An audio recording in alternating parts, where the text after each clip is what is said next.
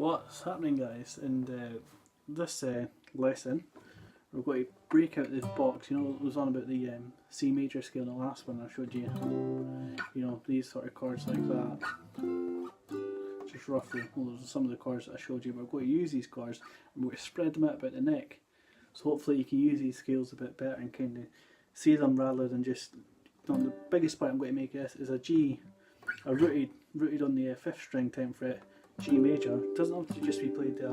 And played rooted as a bar chord, major chord there on the 3rd fret, or it can be a standard open chord there. You know, G major, it doesn't matter where you play it, it's still part of the key to C. And that's the point, the same with the F, and the same with the A. The whole point of this is to open up the neck a bit, so you're getting used to your bar chords and moving about and getting a bit quicker at it. And you don't have to use the same strumming pattern that I used. You can use it just a sound.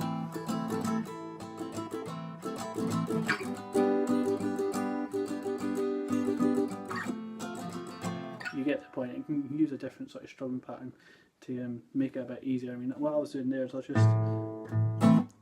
was just hitting the root, and then I was doing it 3 or 4 times on the lowest 3 strings there. So on the 6th, the 5th, and the 4th. And I'm going down and I'm hitting the high E and the B string there, just to add a little bit of dynamics to it. And I like doing that, especially on this chord. I think it sounds really good on your B. See, if you're doing arpeggio up the way, when you up strum on the bottom 3 strings, so I think it sounds really cool, that sort of thing. Well, anyway, let's talk through the chords. Enough about the rhythm now. So it's A minor, rooted on the 6th string, G major, rooted on the 6th string, F major, also rooted on the 6th string,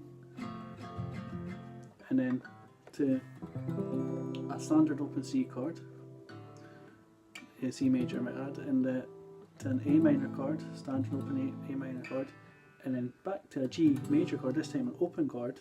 And I like to root my pinky on the little small finger right on the high on the bottom, and that's for speed to the C or to an A. It's a lot quicker if you learn to do that.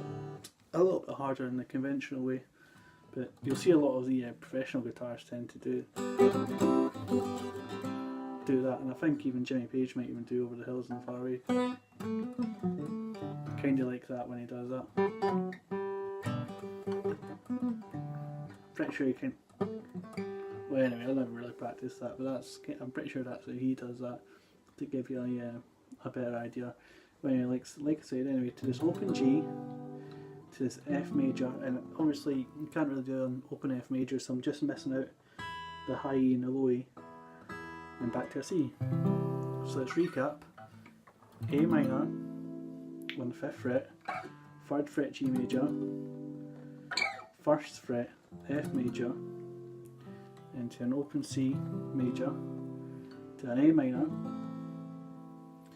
to a G major, to an F major, but this time I'm not using my finger as a bar, then back to a C major. Then I went up, almost slid up, I'm pretty sure I slid up. Well, you can slide up if you want, actually sounds alright. Back to the A minor, and then instead of going down the way, I went up the way to C major, to this major scale that we're talking about. And then I went straight to the G, and then slid down. And when I slid using the 4th string and the 1st string, and then just went straight back to the C major instead of going to an F. If that made sense to you, hopefully it does. But the point of this lesson is about, like I say, not necessarily copying me, but using these chords that I'm showing you to progress and come up with your own methods, your own melodies. You don't have to play it down the way, you can play it up the way. You don't have to play a G chord, you can go straight to the F, from the A to the F. And instead of going to the C, you could just go to an F.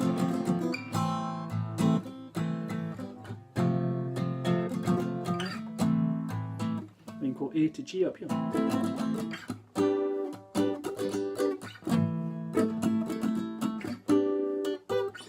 this is develop your speed and develop your strength, and just give you a better perspective on the guitar, and hopefully seeing these chords and how you can use them and making yourself a better player.